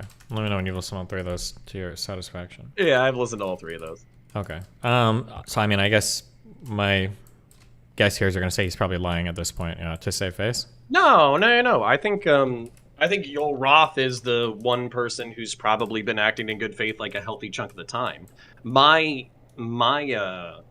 contention would be that the revolving door between the FBI and private industry would make these relationships basically so fucking blurry that it wouldn't, like, if you go to the Aspen Institute, and I'm sure if you look up the people who like facilitated the exercise or whatever, I'm sure you're gonna find a bunch of fucking like ex-government employees and blah blah blah blah blah. Probably, like yeah. people who work 10, 20 years like in the industry, work security, work this, work that, like almost guaranteed.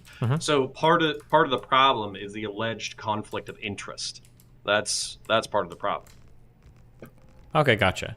I guess I'm just curious here then. So like, was the FBI literally saying the Hunter Biden story is coming? You need to suppress it. Is kind of what I'm looking for, or I would be worried if that was like an explicit. Sure, statement. and what I'm saying is the people who you're looking to say that are smart enough not to say that.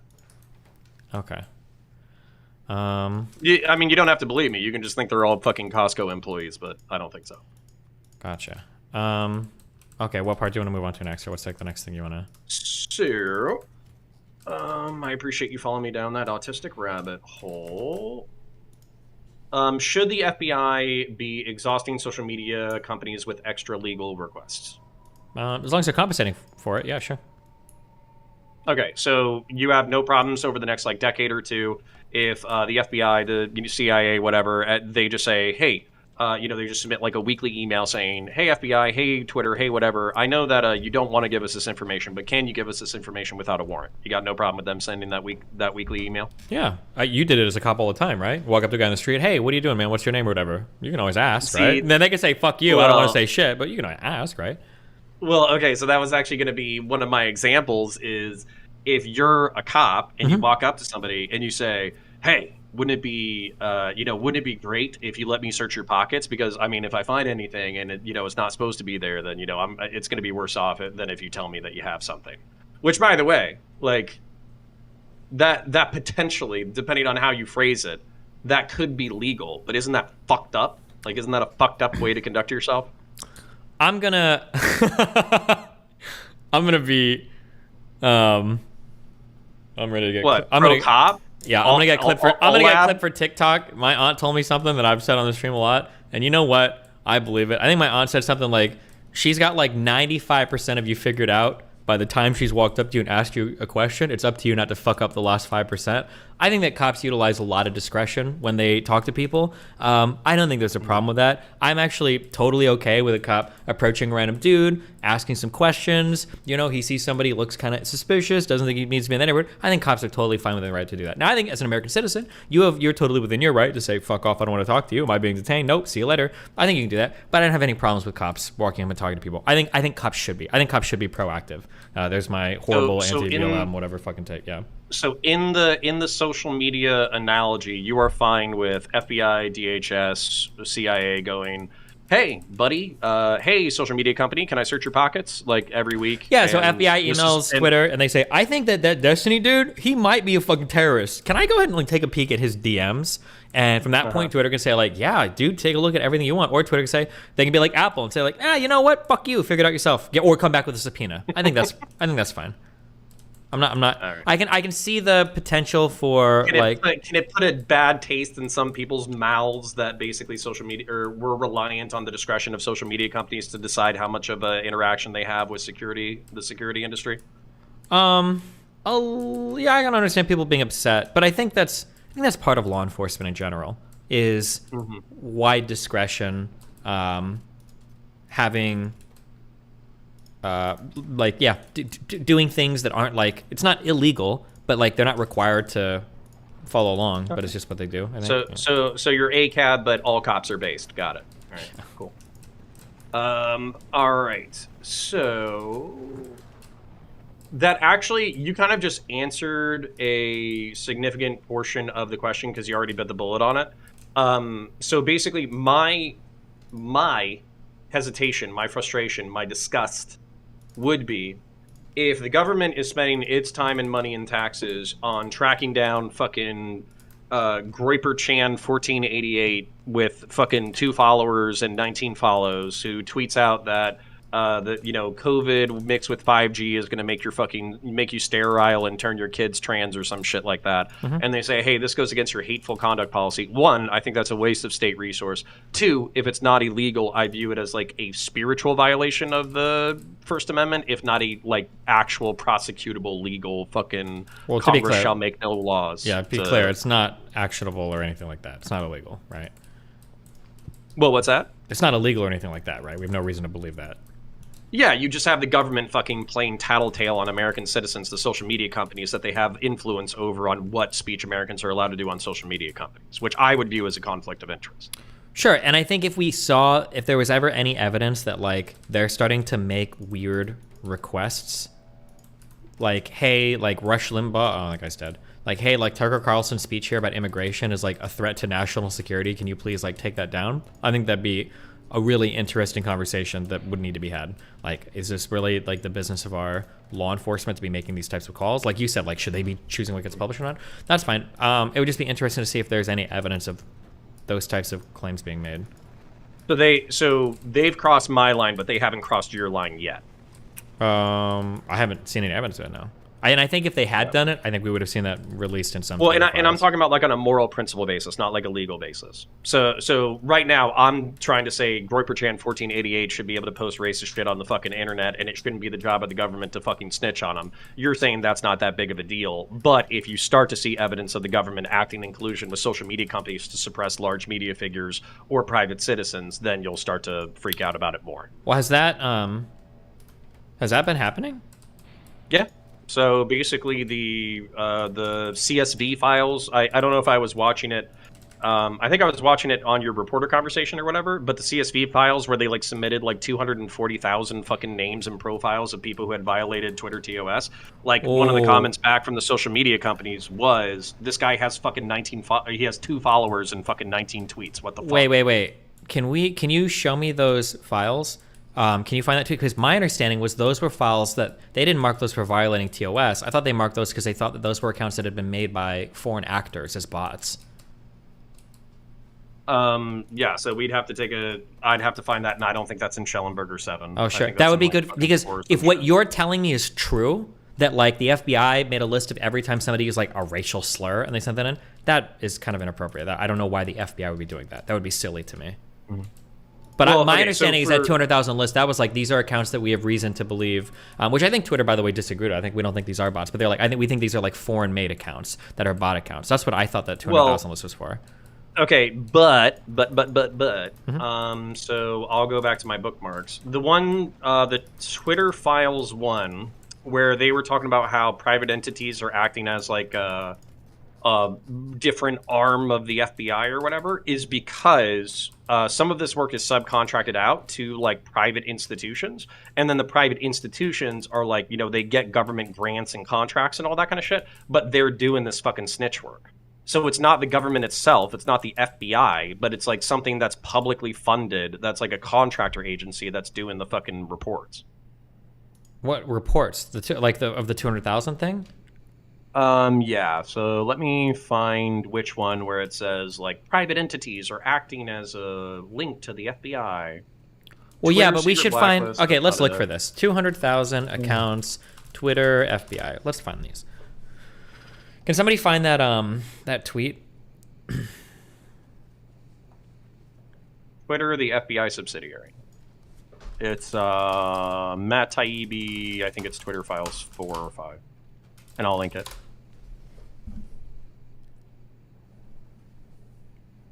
Fuck. If somebody can find that tweet in the Twitter files. I want the one where they talked about the 200,000 or 300. Was it 300,000? Hold on.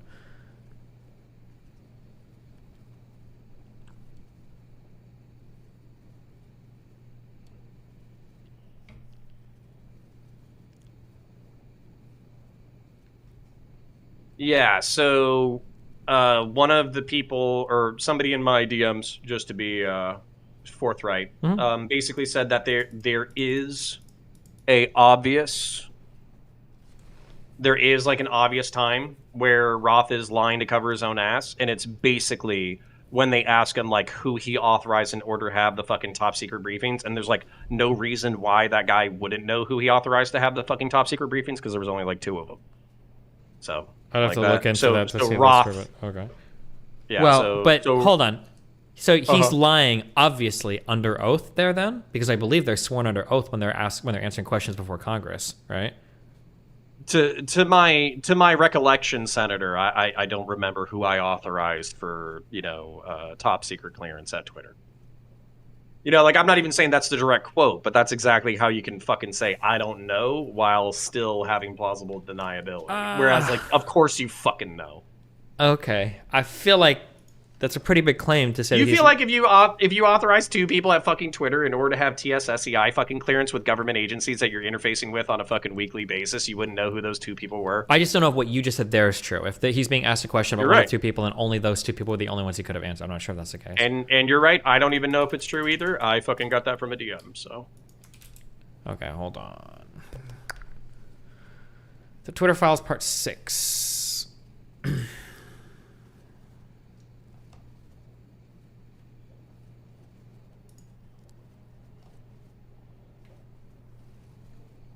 What, nobody here has a link? Where are all the linkers in chat? You fucking losers link shit all the time. Nobody has a link to where they talk about the 200,000 files or the 200,000 accounts that they want taken down.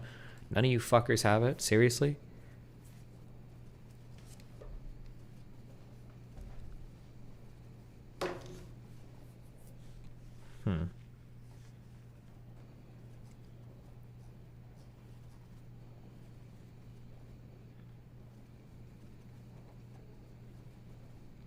Rep. Okay. Well.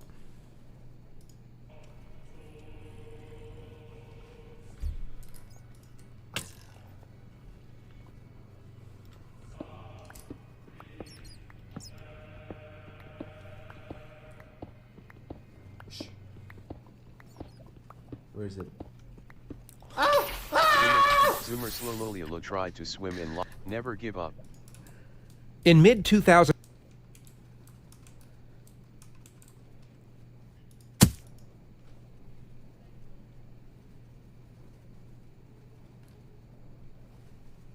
Wait, are you looking for something right now, or? Oh yeah, sorry. Okay. I was reading the FBI a subsidiary or Twitter a subsidiary of the FBI thing. Okay. So basically, I'm not finding the public contractors or whatever. They're just saying that they believe that they farm it out to public contractors and all that kind of stuff. And like on top of that, like, do you know for a fact that the FBI is going through the fucking measure in order to look up the IP accounts of these like violative accounts so they know that they're foreign interference? Here you go. Okay. So this says, hi, I can at least share from the press side that CNN heard that they have nearly 250,000 accounts. A State Department spokesperson told CNN that the GEC provided Twitter with a small sample of the overall data set that included nearly 250,000 accounts, adding that it was not surprising that there are authentic accounts in any sample. Here's a roundup of coverage with some notable tweets thus far. I also expected a separate and or updated Bloomberg story and possibly a piece from the AP, who I spoke with earlier. Overall, pretty straightforward coverage.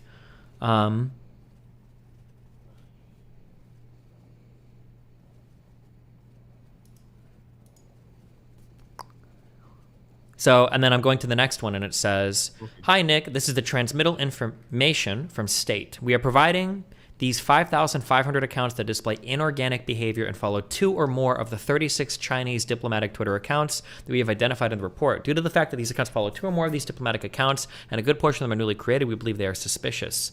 This is shared for your situational awareness, and no action is requested. Yeah, so it seems like my understanding is that all these accounts are being flagged, where for, well, go ahead. Okay, but come on, man. Can you just like concede the fucking like no action is requested at this time? Like, come on, man. Well, hold on, like, but we weren't even arguing over EYA fucking language right there. Well, first of all, no, because even when direct action was requested, they shut them down sometimes. But more specifically, it was about, were they just flagging random accounts that were violating TOS, or were they flagging accounts that they thought were foreign-owned bots? I thought it was the latter. And so you were saying that's foreign. Because earlier you were saying First Amendment stuff. What if the FBI was just saying, go ban these Groyper accounts? That was the example that you used. But it seems like that's not what they were concerned with. It was foreign-operated bot accounts. That's what I... Well, so the list that I just sent you or whatever is the FBI doing specific requests itself, and the 2 subjects that they noted were basically like civic misinformation and COVID misinformation. Can you link me that again, and I can look at it? Of course. Let me go back to my bookmarks. I think I linked it already, actually, but I'll send it again. But it should be Matt Taibbi, fucking FBI, whatever. I see thread Or 1. Twitter, a subsidiary of the FBI. That should be the title at the top. Twitter, the FBI subsidiary. That one? That's just a link to the first tweet. Which one is it? Or what do you want me to go to? Let me scroll.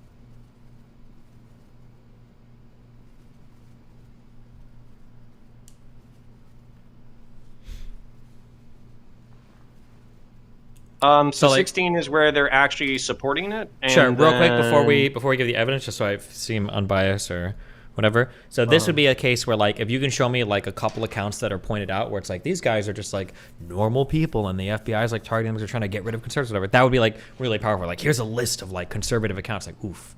That's what No, I'd be it's majority. It's majority fucking. That's actually the point from Twitter as a counterpoint on why they're not working on like half of this shit is because half of these are fucking shitpost accounts. Okay. So, but at the same time, wait, like, is it the hold government's on. fucking That job? wasn't Twitter's Yep. response. I thought Twitter's response was that these accounts probably aren't bots. So, And also, wait, I'm scrolling down to, you said Twitter tweet 16? yeah, so 14, 15, 16, they're basically saying that half of them are fucking satire. Twitter personnel in that case wanted to look for reasons to suspend all 4 accounts, including @fromma, whose tweets are almost all jokes. See sample below, including his civic misinformation on November 8th. Okay, let me check. Clowns love to meet jokers to the right.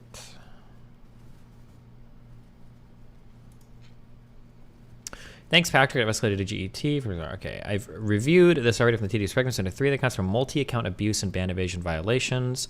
Rodrigo, could you please review FMA for possible civic misinformation or direct to the appropriate part of GET for the reviews? Thanks, Patrick.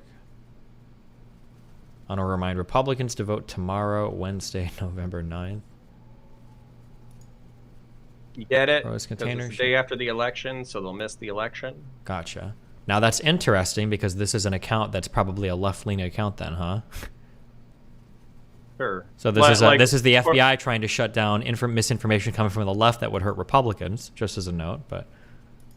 Yeah, well, what part of my manifesto was the fact that I'm pretty sure fucking leftists get clapped up all the fucking time. Sure, I don't know, just something to come.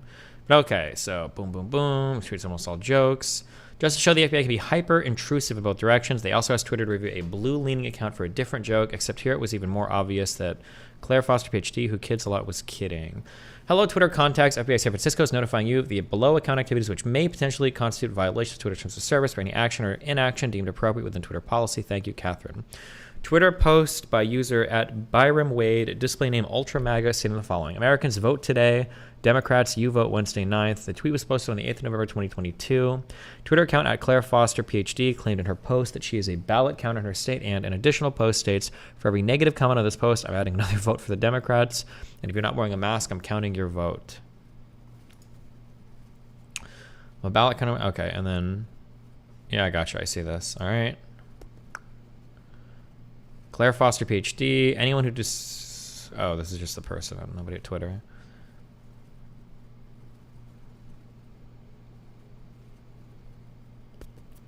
Okay, so this was the FBI. I'm trying to see like what... I'm trying to see what we feel like has like gone wrong here. Well, my perspective on this would be the fact that like they're American citizens. They're making legally protected speech. Yep. They are Well, on social media. Go ahead.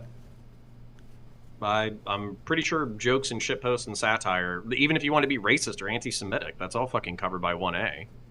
And then you have the government. I'm not actually sure about election-related stuff. Isn't there like weird rules around polls? I'm just asking generally. No idea.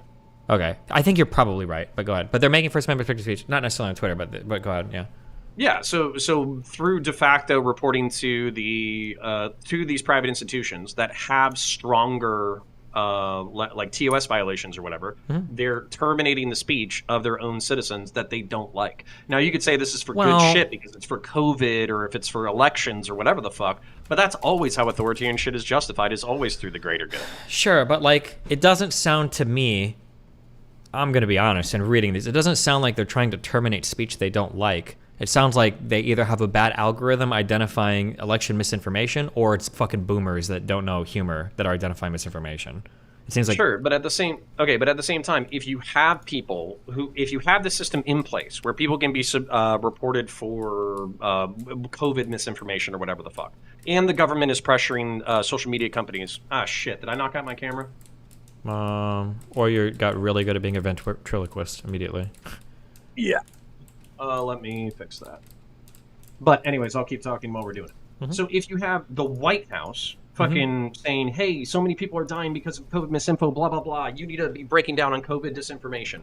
If you have Pfizer DMing the fucking higher-ups at Twitter, and then if you have a no COVID misinfo fucking policy, but then you have legitimate doctors and shit talking about like the impact of, taking your kids out of the school system for 2 years, which was one of the Twitter files examples of like suppression of legitimate information. Or if you have people sharing articles about like, natural immunity compared to fucking vaccine efficacy. And that's like all legitimately verified information and part of the conversation about whether or not to get vaxxed versus like infection rates for COVID versus the vaccine and blah, blah, blah, blah, blah, then it's still de facto fucking censorship. I mean, it would be de facto censorship if they were actually censoring the accounts, but it sounds like all they do is they make recommendations to Twitter and then Twitter gets to decide whether or not they want to act on it. Sure. And if you're fine with this level of like interaction and incestuousness, then we just disagree. Like, it's fine, but we disagree. I don't think the fucking person determining how stories come out on fucking Twitter, I don't think one of them should be the former general counsel of the FBI who fucking investigated the one of the candidates' rivals. Like, I don't think that should be one of them. Okay. Yeah, I guess I haven't seen anything necessarily improper. I don't think some level of communication between the intelligence communities and these private social media companies is wrong. But I guess if any evidence ever comes out that shows that they're acting in a way that's improper, I would be super interested in seeing that. Just haven't seen it yet. Okay. Then I think we're only down to like 1 or 2 bullet points. I'm still fucking with my camera, so let me just bring up another bullet point while I fuck with my shit.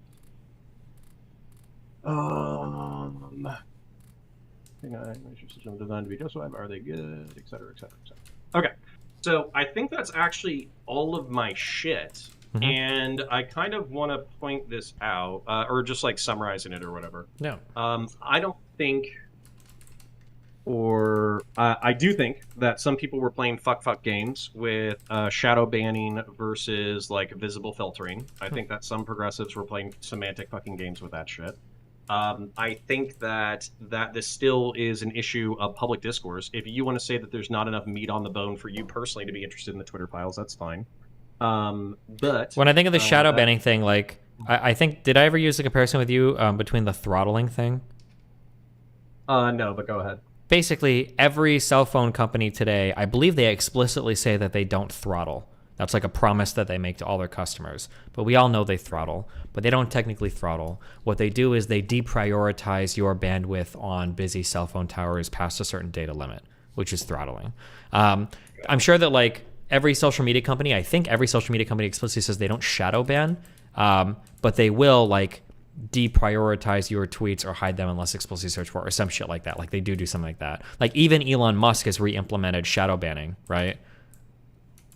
Yeah. Oh, well, and that's actually part of the thing. So, but he doesn't call it shadow banning. He calls it like that they deboost tweets or something. Like is what he says now. But it's like, fuck it. You got to deal with my Discord logo for now. Okay. So yeah. So no, that's part of the thing. Is this is part of the complaint is that it's all up to the fickle choices of the people who run social media companies. So as a result, one of the things that's been frustrating is him visibly filtering and shadow banning, quote unquote. I have no idea what the fuck you're doing. I'm trying to high-five myself. Like Sorry, Ukrainian pro-war accounts. So this is going to have an effect on propaganda. This is going to have effect on fundraising. This is going to have effect on people on money on the people on the ground. So that's kind of like the point is that who controls social media companies, what they allow in their speech, who they suppress, and all that kind of stuff is super fucking important. So even if you don't think there's enough meat on the bone in the Twitter files themselves, the general conversation is at least fucking huge. Yeah. Okay. True. All right. Okay. Then I just want to point out that I basically had my dick kicked in for the better part of 2 weeks over, similar fucking arguments or whatever. But, I'm happy to get jumped into, the fucking, like, the true streamer fucking world where, you just get your dick kicked in for fucking 2 weeks. Base. Good time.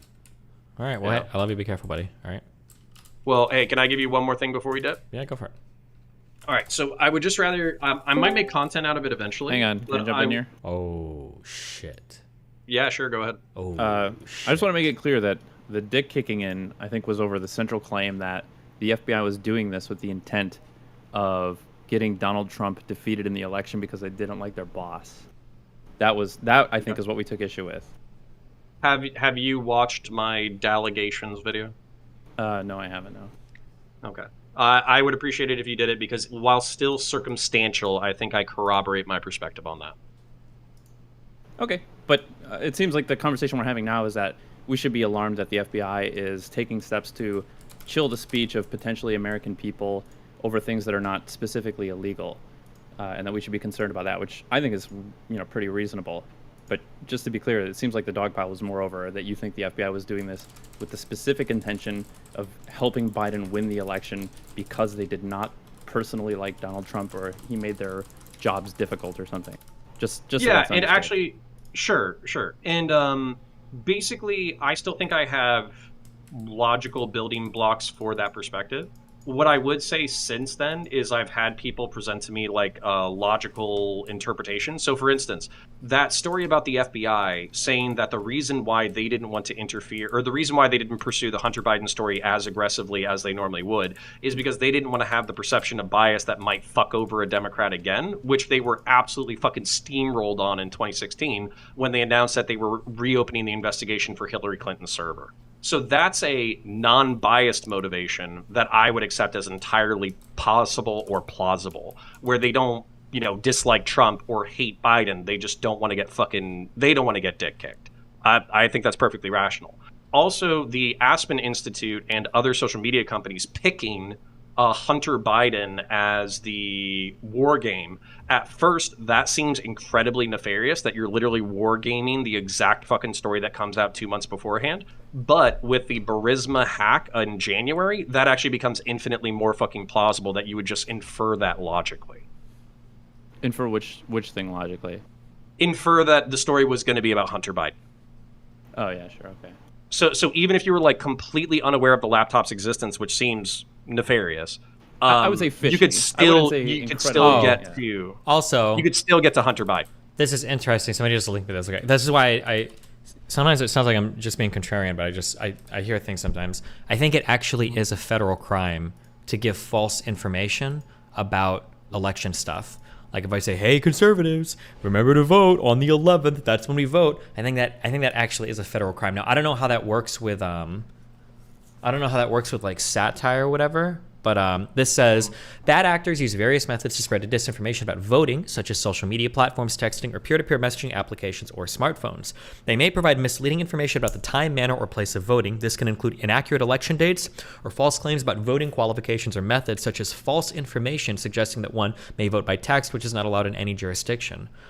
Oh, isn't that what Jacob Wall fucking ended up getting charges for? And who's the other guy? Jack, what's his name? I don't remember, but it sounds like, so like if the FBI is flagging this for Twitter, they weren't just flagging it because they didn't like the jokes or it was politically unpopular. It's because technically it is a federal crime, I think. Okay, the robocalls in Michigan with the fake election info or whatever. Mm-hmm. Not Jack Posobiec. Okay, but then my constitutionalist brain would say, hey, don't fucking ban these people's accounts or whatever, which I would say is a de facto violation of their First Amendment rights. I would say fucking charge them. Well, what? If the speech is illegal, you can remove the speech. That's not a violation of First Amendment rights. Like, for instance, somebody posts child porn, you can both charge them for posting child porn and remove the offending child porn, right? I think. Interesting. Okay. All right. Actually, I'll take that into consideration. Sure. What else? Where else were we? Yeah. So I just want to say, fucking loser. This I is hate more... that fucking guy. Sorry, go ahead. No, this is more on the drama side of things or whatever. Mm-hmm. So basically, what I would say is, I think I want to explain something for why people might be boys with you one day and then just fucking stab you in the back the next. I think that there's like this thing that happens in your orbit where like you have a conversation, you have a few good conversations, you have a few good debates, blah, blah, blah, blah, blah. You feel like you're relatively fraternal, you're friendly, you're on the same level, et cetera, et cetera. Then there's a super fucking heated debate, a super heated fucking conversation. And it feels like you go from a peer where you're somebody who like of similar intellect or somebody who has something interesting to say or something like that. And you go from being a peer streamer to being the content that is milked. And so when you experience that, it's like, oh, fuck, like I thought we had like a pseudo-social relationship. So my expectations of our relationship are different. Therefore, you know, whatever like friendly feelings that I fucking had, apparently that was all one-sided. As a result of that, fuck this guy, I'm gonna go after him super hard. Now, I think I just like DM'd you in the fucking wake of the incident or whatever, and we just fucking talked it out or whatever. But at the same time, like, I think that's the instinct that a lot of people have when they're getting dogpiled, is they're like, oh, I thought we were friends. Well, we're not. Fuck this guy. Yeah, I can understand that. I can empathize with that. I think I'm probably just so used to like the waves of like the ocean of the internet. Like I'm like a hero on TikTok to black women, but now I just did a thing with a girl. And we joke because she was like, I'm going to clip the fuck out of you. And I was like, go for it, do your worst. And now, like, I think everybody on her TikTok thinks I'm a rapist. It's just like, it's like the ebb and flow of the internet. I'm probably used to it. But when other people that are smaller content creators are engaging with me and I seem really friendly one day, and then the next day I become like a stand-in for like the community that is now like the linchpin of destroying your life, it probably feels kind of weird to people. I can empathize with that, sure. Well, and then contextually, like, this is what I want to tell other creators, because this isn't just you. This is going to happen to every kind of creator that's fucking out there. They're going to be the belle of the ball, kicking ass, taking names, growing, getting subs, making money, this, that, the other, and then the next day they're going to be getting their dick kicked in for 2 weeks. Yeah. I think the one thing that you have to fucking take into account is scale. So for instance, I think last night on Destiny still does really well. I think they get like 50,000 to like 150,000 views for a good chunk of the content that they post. And then obviously people are fucking dogging me in the comments. That's to be expected. I didn't check out the subreddit. I'm not a fucking idiot. But the amount of people who came my way in order to talk shit was probably like 20 or 30. And you have to think that like 100,000 people saw that conversation and did not like what I had to say. So the fact that it's like 30 out of 100,000 is actually microscopically small, even though it feels like it's the entire world. Yeah, a little bit. I would just have to say you have to be careful because like, I don't know if you've noticed, but even for really big streams, like you can have 5,000 plus viewers, you only need 10 chatters to destroy the mood and experience for the streamer. It only really takes 10. Same thing in your Twitter comments. Like I would guesstimate that even at huge scales, getting 3 death or rape threats in a day is going to be like game over. Like that's going to be insane. Even with 100,000 or 1 million people hating you, like just getting 3 death threats is like, fuck me, like I can't handle this. So the amount of people that it takes to produce an incredibly negative reaction is very small. So that's like the frustrating thing that I kind of have to fight. And there's like 2 ends of that where I'll be like, bro, like I have like 500,000 people that watch this video. Like, I'm sorry if like 10 people contacted you, like that's not like representative of the audience, but then to the other person, well, 10 people contacting them in a single day, giving them death threats is probably 10 more than have ever contacted them ever, giving them death threats, you know? So yeah, it's rough on both ends of that, you know? Yeah, and so I just wanted to give that as like a little shout out to the fucking people who are coming up in the streaming world and might get their shit kicked in or whatever. I would say that it felt like I avoided fucking getting my shit kicked in for a really long time, so it just felt like my turn at bat. So yeah, it's going to take a little bit more than that for me to backstab you. So you know, we'll give it another 6 months or so. All right, we'll see. Okay, well, hey, I love you, buddy. Be careful. Wait, do you play any games? Yeah, of course. What do you play? I play Darktide. It's a Warhammer 40k first-person cooperative shooter. But I mean, also if you do FPSs, I do FPSs. If you wanted to do an RTS, I would do an RTS. So. Do you play Warzone? No, but me being the fucking worst person on the team could be pretty fucking funny. Like, I'm pretty good at, like, first-person shooters. I'm nowhere near as good as my editor, but, I hate that fucking survival battle royale shit, because I don't have fucking 4 hours to fucking run around. But if you were saying, hey, come game, I'd fucking do it.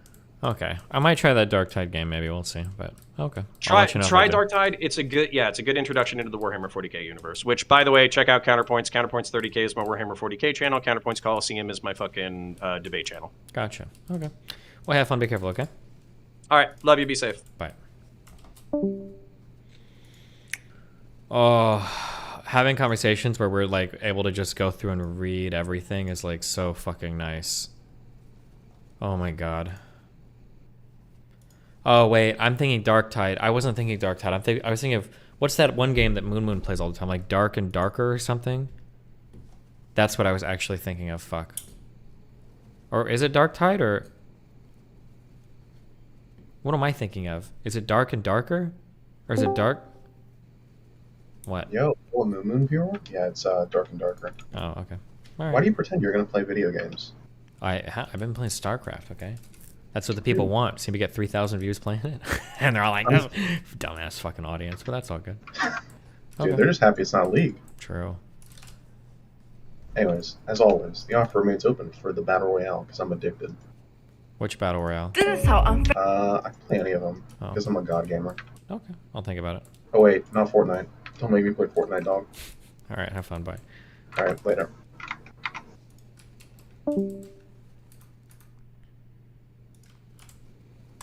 Fairly, the legal.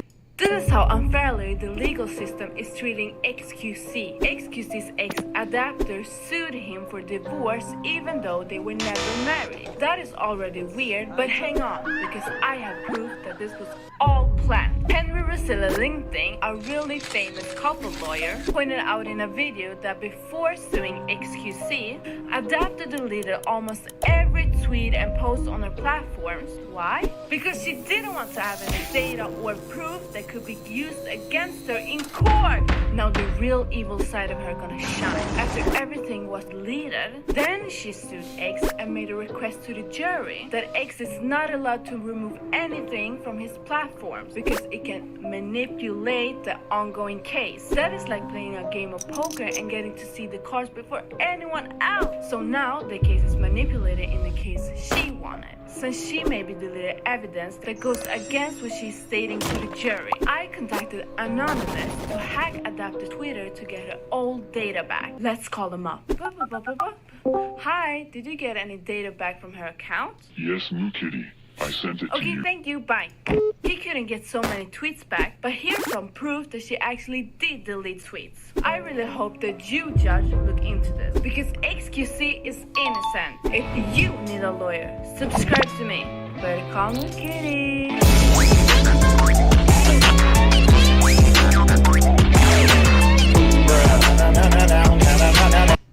Based. Okay. Well, it's been fun. I love you guys. I'm not gonna stay up like a fucking degenerate today. What do we have tomorrow?